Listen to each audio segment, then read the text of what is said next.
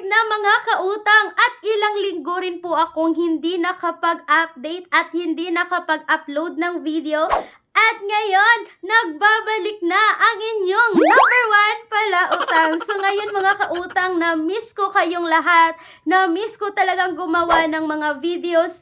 At ngayon, another loan application pa rin yung pag-uusapan natin. At alam ko mga kautang, no, itong pag-uusapan natin ngayon is hindi na ito bago sa inyo, pero may pagbabagong naganap ngayon sa utangan na ito. Way back 2024 mga kautang or last year, itong loan application na to, ito yung pinakamagandang utangan online. Kung masasabi rin ng iba mga kautang, ito yung isang top 1 best loan app noong 2024. But ngayon mga kautang, matatawag nga ba natin siyang top 1 loan app ngayong 2025 dahil nga sa mga changes ng utangan na ito. So mga kautang, bago ko yan ipagpapatuloy, no? Still 2025 na ngayon, but kung kayo ay naghahanap ng bank personal loan, like naghahanap kayo ng pangmalakihan or gusto nyo umutang like minimum of 20,000, maximum of 2 million pesos, kung kayo po ay employed or self-employed at meron kayo lahat ng mga requirements na kakailanganin, please mga kautang, you can email me right away, clariza@gmail.com. Please take note that all applications submitted is subject for bank approval. So, eto na nga, no, hindi na natin masyadong papahabain pa dahil pag-uusapan natin ngayon si Mabilis Cash. So, bago ko makalimutan mga kautang, itong si Mabilis Cash ay submitting entities sa CIC at accessing entities din sa CIC. At mga kautang, ito po ay naka-SEC registered. Pero take note mga kautang, no, wag basta-basta uutang sa other utangan online na nakikita yung naka-SEC registered. Kasi hindi po lahat ng naka-SEC registered ay okay ng utangan. At mga kautang, once itong si Mabilis Cash ay accessing entities at submitting entities, ay nakikita talaga niya kung kayo po ba ay good payer. Kayo po ba ay may magandang credit standing or credit record mga kautang? Last year mga kautang, 2024, ay talagang nakapag-utang ako dito kay Mabilis Cash. Pero hindi talaga mga kautang, hindi talaga sa lahat ng pagkakataon ay assure natin, no, na makapagbayad tayo on time. Like kagaya sa akin mga kautang, kung hindi nyo pa napanood itong video na to, itong top 3 na best loan app para sa akin noong 2024 mga kautang, ay sinama ko dito si Mabilis Cash. Dahil nga installment siya, dahil nga long term yung pagbabayad mga kautang compared to the other loan application na tag 7 days, 30 days lang. Itong si Mabilis Cash kasi is pwede siya 30 days pero installment siya.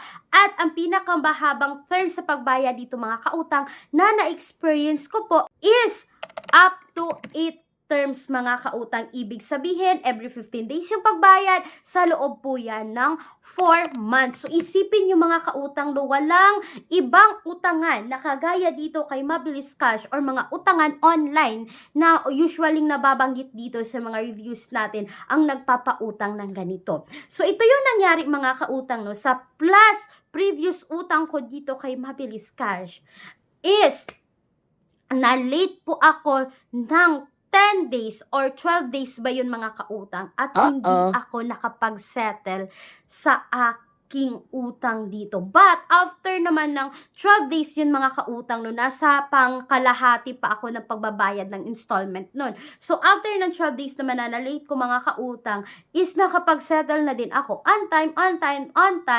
hanggang natapos ko yung loan ko nun. So ito na yung nangyari mga kautang, no. Sa hindi inaasahang pagkakataon mga kautang ay hindi po ako na-offeran ni Mabilis Cash. Wala na po akong nakitang offer dito dahil ngayon sa pangyayari na yon. So mga kautang, after kong na-settle yon is ito yung sinabi, information to be supplemented. Sorry, your loan application cannot be approved. You need to provide additional information to further evaluate the loan application. So mga kautang, click ko itong submit more application. So mga kautang, nag-click ako dito ng submit more information. So yung bumuga dito mga kautang no, is pwede kayong mag-submit ng GCash transaction history, yung mobile authentication ninyo, yung SSS, yung pag-ibig mga kautang, may other loans pa sila dito, like pwede yung sa G-loan, pwede sa Tala, at pwede kay one hand mo. Kung may loan ka kay G-loan, kung may loan ka kay Tala, kung may loan ka kay one hand, pwede mong isubmit dito mga kautang, at pwede po PRC.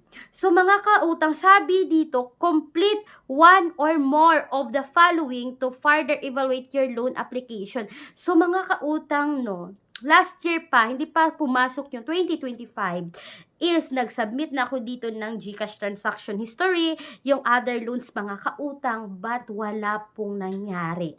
Until now mga kautang, hindi ako na-offeran dito kay Mabilis Cash, kaya mga kautang, kung ako sa inyo, huwag nyo talaga akong gayahin. So sisikapin talaga natin na makapagbayad tayo on time kay Mabilis Cash, kasi nasasayang nilang yung credit limit. Kasi mga kautang, si Mabilis Cash, ang bilis talagang magtaas ng credit limit. Pero, kapag kayo ay hindi rin nakabayad on time, ang bilis ding mawala ng limit. Ang offer ngayon ni Mabilis Cash ay tumaas rin, no? Makikita nyo dito up to 60,000 na mga kautang. Kaya kung kayo dyan ay na-offeran talaga ni Mabilis Cash, establish nyo na mga kautang, dahil itong si Mabilis Cash na nabanggit ko na kanina noon, uulitin ko lang, ito ay submitting entities at accessing entities sa CIC. So nakikita niya mga kautang at nakukuha niya or pwede niyang i-access yung information natin kapag tayo nga ba ay good payer sa mga other utangan na nauutangan natin. So mga kautang, kung kagaya nyo, hindi kayo pa rin na-approve hanggang ngayon, dito kay Mabilis Cash, may mga alternatives loan app po tayo na ilalagay ko sa description box or sa pen comment section na video na ito, na itong mga utangan na ito is pwede na kayong mag-apply direct website, hindi kailangan mag-install, hindi kailangan mag-download. Ang iba dito mga kautang ay may 0% interest sa unang hiram din. Kaya pwede niyo yung i-visit, but please do a research din muna bago umutang sa mga utangan na nakikita sa pen comment. So mga kautang, sana po ay nagustuhan niyo ang video na ito. At ngayon mga kautang, magbabanggit ako ng hashtag word sa video na to. So hindi ko isusulat, babanggitin ko yung hashtag word Mabilis Cash 2025 update mga kautang. No?